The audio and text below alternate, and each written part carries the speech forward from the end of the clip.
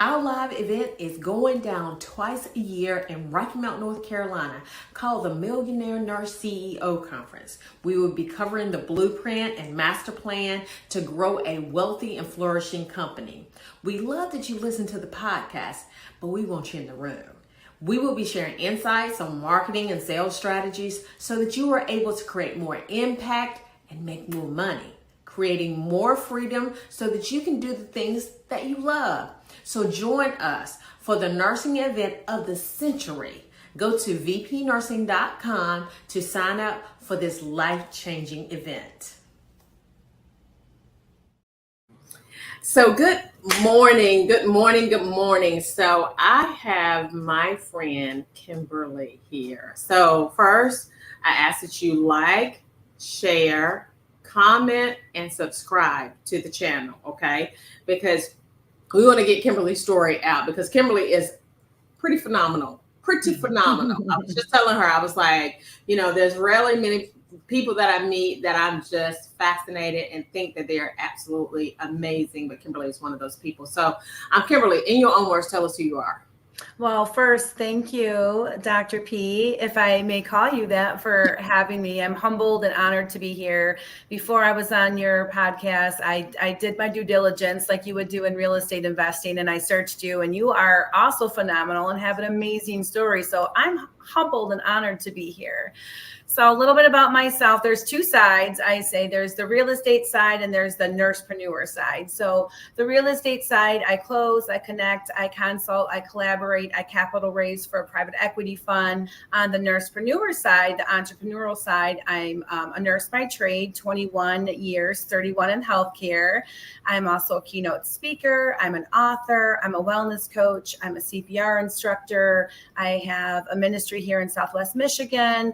I'm a mama to two teenager boys, and I'm also an endurance athlete that's completed several Ironman, half Ironman, 70.3 miles of swimming, biking, and running. So yeah, that's me in a nutshell. Do it. I love it. So now tell me a little bit about let's just go back to the beginning. Why did you even become a nurse? I became a nurse. I left home very early on when I was around 12-ish. My home was unsafe, and I just went from person to person, door to door. I went to North Carolina, came back to Michigan, and I just, when I was young, I knew I never wanted somebody to be treated like I did. And so I actually got into a group home before there were any regulations, like crushing up meds and putting them in G tubes, driving before license. It was the wild, wild west of healthcare in the group home, section before, the regulations came in. So I started off in a group home, and then I took care of, I was maybe 15, 16. I was under 18. And then from there, I went into medical assisting at my high school. I knew that it was a vehicle to get me into something. And so I started taking medical assisting when I was in 9th grade. And then I was doing 12 lead EKGs and blood draws and vital signs. And then from there, I went into nursing school, and I got a job at the University of Michigan, which is one of my favorite institutions on the planet. And I just had those people that poured into me, the doctors, the nurses, the colleagues that just, helped me along. And then I went to nursing school and graduated, and then I had a career in nursing. And yeah, I've worked in all kinds of different fields and nursing as well. I love it. So now tell me, because what happens is you have this transition from nursing to the entrepreneurial world, right? So tell me a little bit about why did you even, what about nursing didn't you want to do anymore, and what led you into, and how did that transition start? Tell us a little bit about what that looked like for you. How much time do you have, girl? We're going to start this. I mean, we could open a rabbit hole with that, right?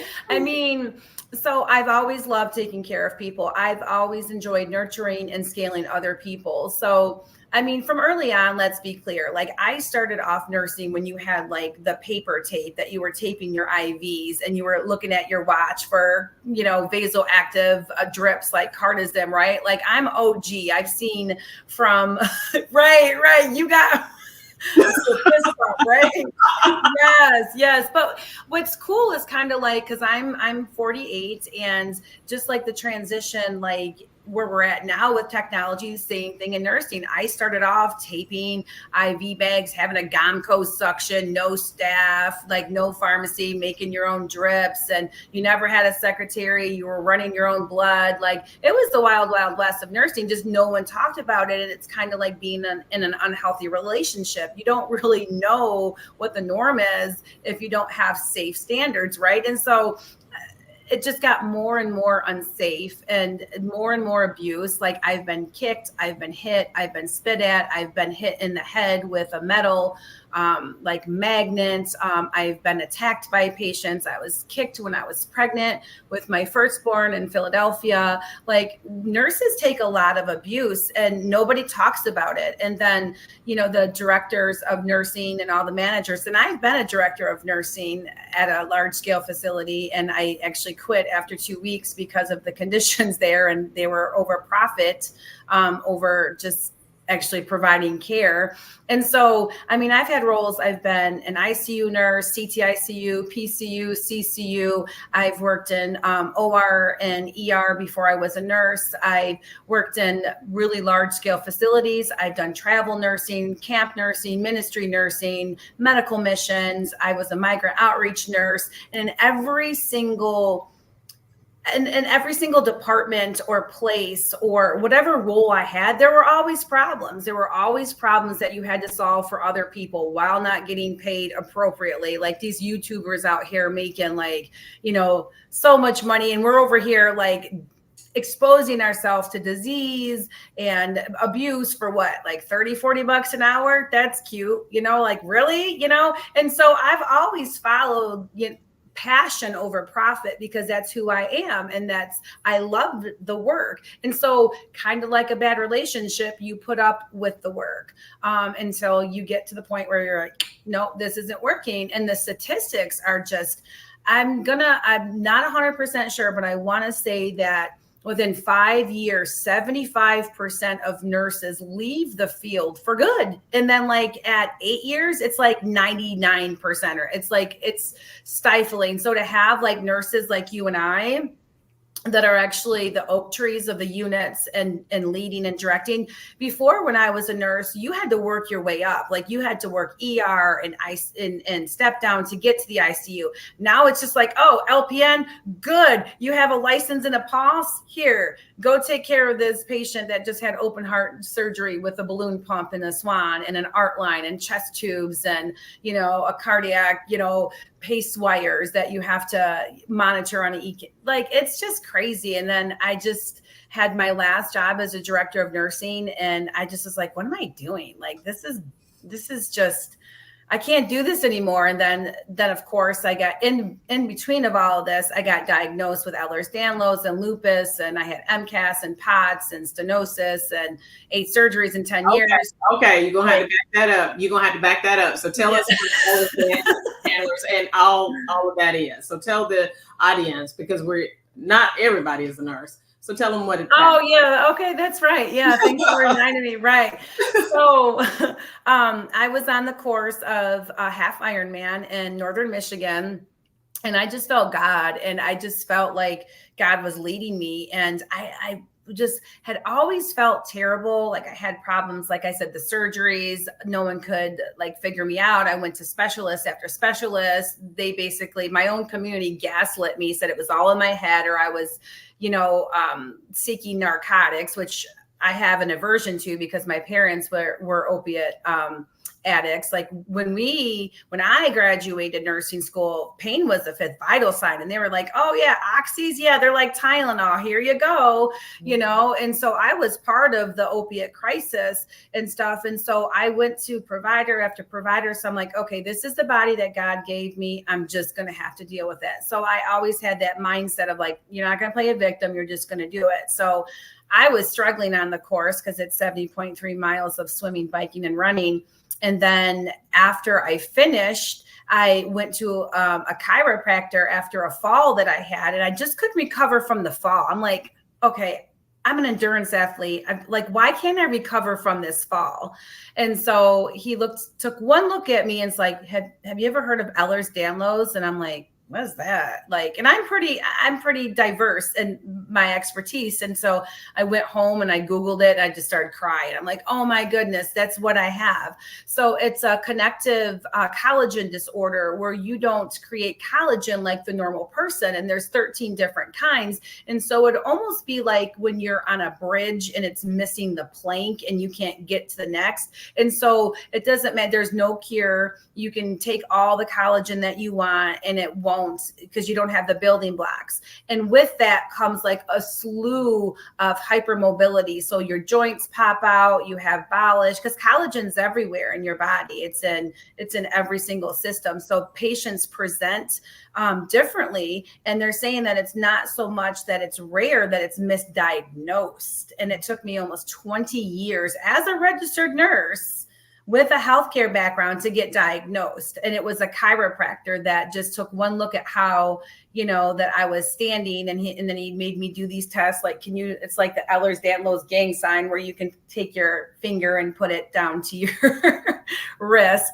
And then I found out, then getting worked up, that I had lupus, which is autoimmune. Then I had mast cellular activated syndrome. I had, POTS, which is like orthostatic changes when you get up or you bend down, or if your heart rate, goes up. And then I have spinal stenosis on my whole entire spine. It's crumbling. And then arthritis and Raynaud's and 8 surgeries. So I like my whole entire body is just like a crumbling vessel, but God keeps me on my feet every single day and keeps me doing what I'm doing. So yeah, I know that I'm here for a reason to get this information out there. So at least patients don't have to suffer. At least they can know they can release some of that suffrage mentally, knowing that it's not in their head, which is what I was told, So yeah, it's a lot. And I have probably about 5 or 7 more things wrong with me too, but one of the things that I do like about you is that even though you've had all this, you've done the Ironmans, listen, they told me, so I started running. So after my ex left me, I started running. Mm-hmm. And so I was running and we decided we were going to do this half marathon, right? And a marathon, an Ironman is a whole marathon, correct? Am I correct about that? So they have a half and a full. I made it to 100 on the full before I had to stop, but a half Ironman is a 1.2 mile swim, a 56 mile bike, and then a half marathon, which is 13.1. And then a full is double that. So a 2.4 mile swim, a 112 mile bike, and then a 26.2 mile run. Yeah. So first of all, we did the whole half marathon. Okay. And that training. Okay. So first of all, I don't know whether people know this or not. Okay. I didn't know. All right. When I said that I was going to do it, because, I typically, if I'm going to do it, I'm going to do it. All right. Mm-hmm. So you have to run 10 miles, several days. Right. And I'm like, mm-hmm. Listen, what? And I was tired. I was like, I'm exhausted. What is, why is it this? We ain't gonna keep doing this right here. And so we ran the half marathon. It's a whole group of us, and it was amazing. And we were done. And I don't ever have to do that again as long as I am alive. Okay. And I got the stickers on my car. I think that's the thing, right?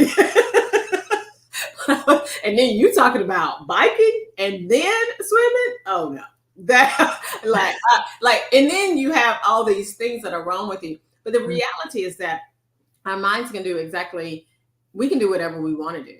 And it really, really depends on our thought process. So I am incredibly, incredibly proud of you for pushing past. And so we're going to talk a little bit more about that. We're going to go to a short commercial and then we're going to come right back. Okay? Okay. Hey to the most amazing nurses. It is Dr. V here with Morning Infusion with Dr. V podcast, where we are intentional about teaching nurses how to work from anywhere around the world, making money and owning your own time, building profitable nurse coaching and consulting businesses. You will hear from amazing guests that have grown their companies and want to share insight into how you can do the same to change the face of healthcare as we know it. If you want to grow your businesses and leverage your knowledge as a nurse to grow wildly successful businesses at the top, instead of working your way to the top, head on over and join our Millionaire Nurse CEO group on Facebook, where you can ask questions and get updates on our live and virtual events to help you grow your businesses.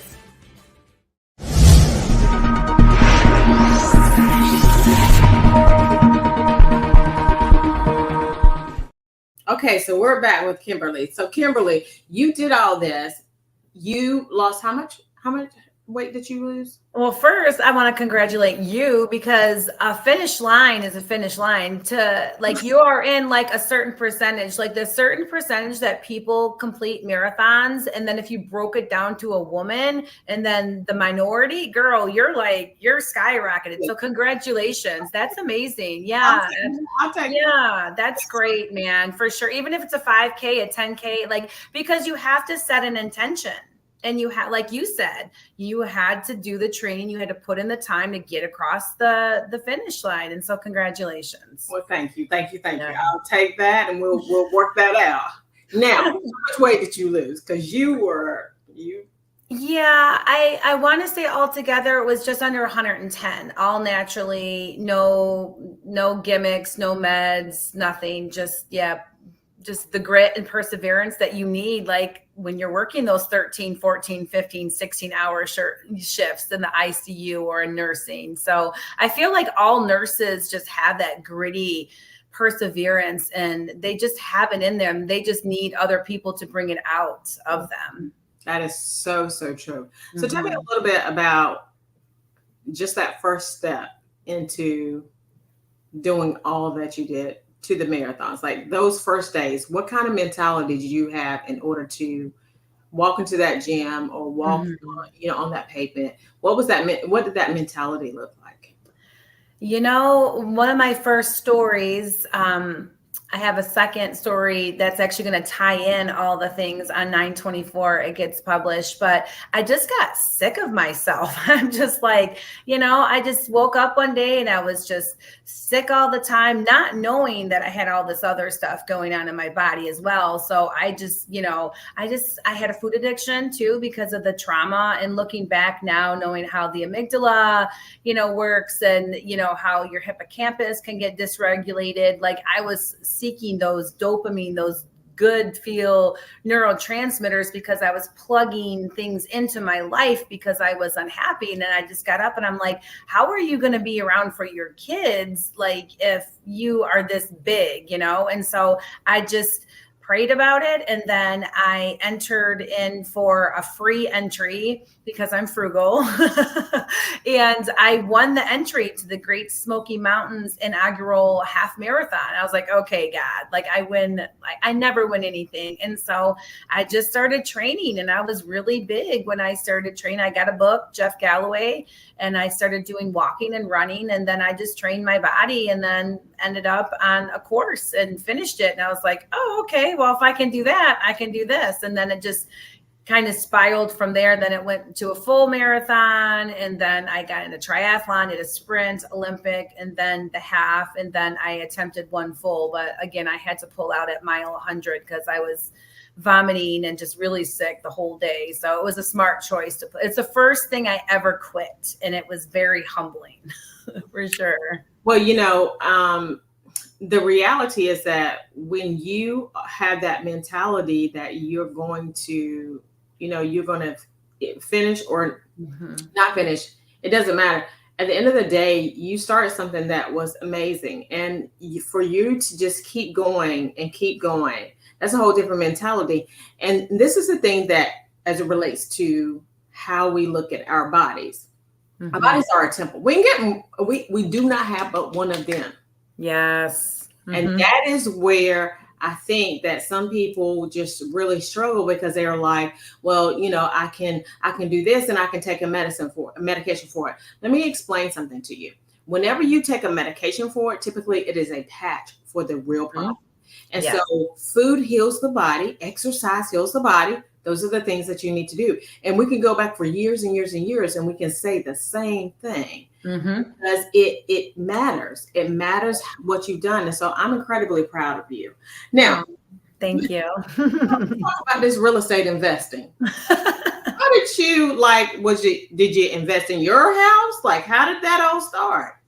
So again, I was on the course of Ironman Michigan, and I just, even though I was miserable, I was having these really meaningful conversations on the course, and it was on my birthday. It was on my 46th birthday. So I just was so joyful. I just was so thankful and grateful to be on the course, to make it to the start line. You've already won the race. Because you're there, you're there with all these other athletes, and it's a male dominated field. Like, if you break it down of how many women are actually half Ironmans, it's probably really, really slim. And so I knew I needed to be in that area. I was going through lots of storms in my life. I knew that a divorce was going to be creeping up, and I just wasn't feeling. This is right before the diagnosis and before the death of my father, and like all these things. And I just was like, you know what? I feel God up here. Like, people talk about vortexes, like there's lots of power in water. I always feel like, if you have a scientific background, there's just so much power in water. And I was just like, I'm buying a house. I'm just going to buy another house. I'm going to figure it out. And then I'm just going to do an Airbnb, because I like to provide memories. I have the hospitality. Like, I've done events. Like, I've worked so much in the church and done philanthropy that I'm used to hosting. I'm used to events, and I'm used to making people feel good. So I was like, I can do this. Like, I'm sure there's, it's not like you have to go to the library and get out a Rolodex anymore and look up a book. You can Google, how do I do something? And so I just bought a house traditionally, and I had to pivot and sell creatively.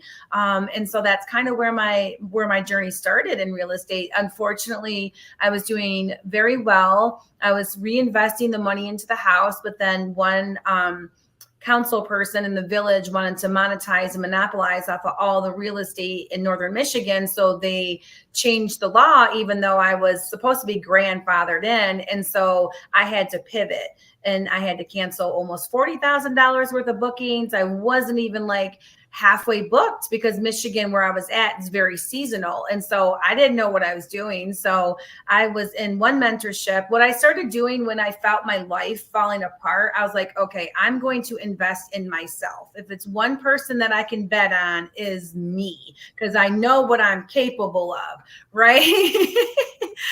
So I'm like, if I can leave home at 12 and go through this marriage, and then exit that marriage and do all these other things, why I'm face everything and run, or face everything and rise. I'm going to rise to the occasion. So, girl, I just figured it out. And then my business partner, Frank Leone, he was a pillar of strength in my journey. And then with investing in myself, and I then started to get into rooms and networking just like this, and talking to people. And I found the right people that poured into me and then helped me exit. And now here we are. And I'm about ready to capital raise for, a multi-million-dollar project. I just secured somebody $60,000 for a bridge loan for her to close on 3 houses in Indiana, another sister, a minority as well. And it's just I love, because women are underrepresented in speaking, in real estate, all the things, that have that millionaire scaling set, right? Because no, you can't be a millionaire and be a nurse unless you're owning the institutions. And that's another thing, buying businesses creatively. I want to now buy the buildings that I worked in. I love it. I love it. I love it. And so you went from there. So how many doors do you have now? Right. I just got under contract with a lease and we're going to roll in for a bond for deed. So if I count all of them, 5, and then some land, and I do private money lending, private money partnering. I collaborate, I connect. I do all kinds of things in real estate. I say I'm the chameleon of real estate. I love to have relationships and deals because deals are a dime a dozen. And what I do is creative financing. So I don't even do traditional. So I acquire houses creatively through subject to. So I take over existing mortgages, like a house I just closed in Lansing, Michigan. The interest rate was 2.8%. So while everyone's dying with these interest rates, I solved the problem. The gentleman was incarcerated. So I was able to take over the home subject to the existing mortgage. I get the title, the mortgage stays in his name, and then there you go. You just have to know how to do it. And so that's the thing. It's pouring into yourself. And so now, like, I'm about ready to launch another Airbnb, hopefully here in a couple of weeks with my other partner. So I love it. I love all of that. That is really, really good. One of the things that I love how you said that you are willing to invest in yourself because you bet on you. And the reality is that a lot of people, they can't get out their own way. And that's that is where the problem lies. Because as this women, I remember I was at this conference, and at the conference, they said that men will apply for a job if they have 3 of the qualifications. And I probably got the number off, but it was not as many as if they had 10 qualifications. They will apply for the job anyway. Women will have 14 of the qualifications and they won't apply for the job because they say, I'm not qualified for the job, right? And so the reality is that we're qualified for way more than we know, and we just have to understand that we will rise, and I love that because, my famous saying is, I'm gonna win I'm gonna win. I mean, that they are the only 2 options. And so at the end of the day, we're going to work it out. So I love your story. I love how it's been just amazing. So I have some rapid fire questions for the end as we wrap up. So tell me, what has been your most rewarding thing about nursing?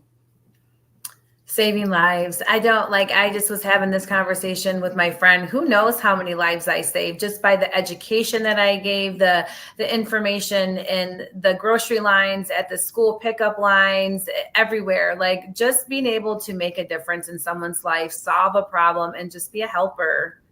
I'm still doing it right now because I'm still on the state board for prevention of cardiac death in youth. Just at the real estate conference, I was sitting while everyone else was talking about real estate and investing. I'm like, how many AEDs do you have on the property? Do you have a life fact? Like, what is your emergency response plan if one of these 2,000 investors that you have here went into a cardiac emergency? What would you do?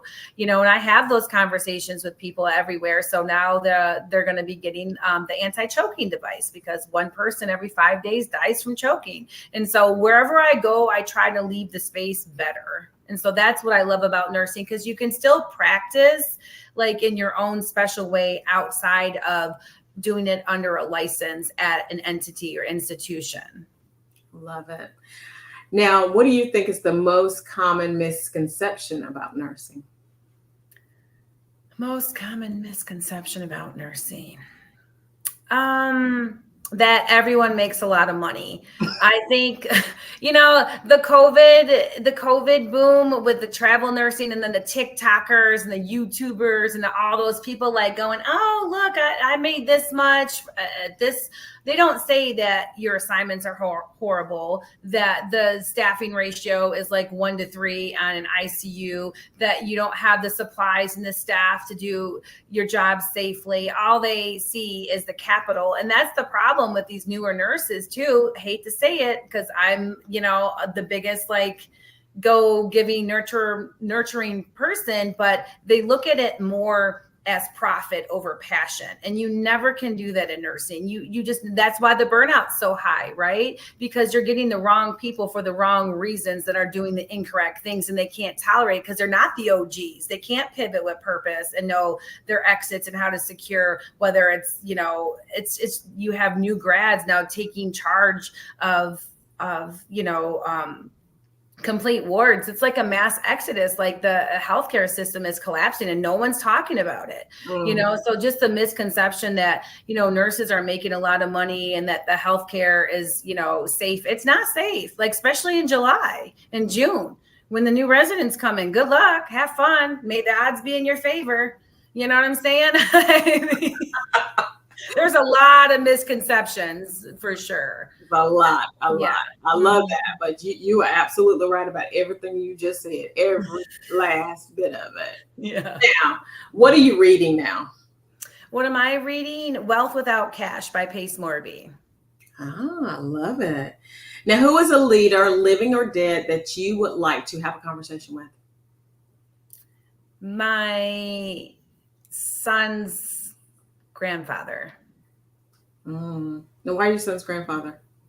Because he was murdered in the line of duty when my soon-to-be ex was, I think, around 4. And if it wasn't for him, and we had an inheritance that we got, it was a surprise from his dad, that got me the down payment to get into the second house. And so I have a ministry, Mihalik Mountain Ministry, in honor of him. And he was killed over a pack of smokes and gas with a guy that just got out of prison. And so actually Monday, my kids are going to be at the state capitol receiving an award. And there's a highway that's named after him in my town. And so I would love to have a conversation with him because I've always felt like this. I've never met him. I've heard stories, but I've always felt like he's been on my spirit team. Like someone is looking out after me, and for whatever reason I always thought it was him. And so I would love to just have a conversation with him. I love it. Okay, so now what is your favorite movie? I don't really watch movies, but all-time favorite would probably be Forrest Gump. Love that movie. The chocolates, you never know what you're gonna get. Yeah, right. Yeah, he's just such an amazing actor, that's a good one. Now, how do you find success? I define success in my own lane because I think comparison is the thief of all joy, and not having an attitude of gratitude is a problem in this nation right now. And just being able to secure the capital that another person needed outside the creative world, that was huge, So I try to celebrate all the successes, the daily successes, the weeklies, the months. I try to do a short term, midterm, and then a long term. When I coach my clients, I say, you have to have that scary dream that you never tell anybody, but then the small ones that leads you to the success, so you can trick your brain, because entrepreneurship is hard. If anybody, tells you that it's not, it's like they're not entrepreneuring hard enough, because I think about quitting every week. I'm like, oh my, what am I doing? I could just go work at a vineyard somewhere and get probably good tips, right? And good wine. That part. So where can people find you? They can find me on Instagram. I'm currently redoing my social media. I'm trying to clone myself and hire someone to take that off my plate. So a good place to connect is Facebook. Just, look me up, or Instagram. LinkedIn is another place. I have a website, ksbsolutions.net. That's my speaking and my coaching website. That's another place to connect on as well. Oh, I love it. So thank you, Kimberly. Thank you for having me. It's been an honor. Thank you. You're amazing. It's been an absolute pleasure. Absolute pleasure.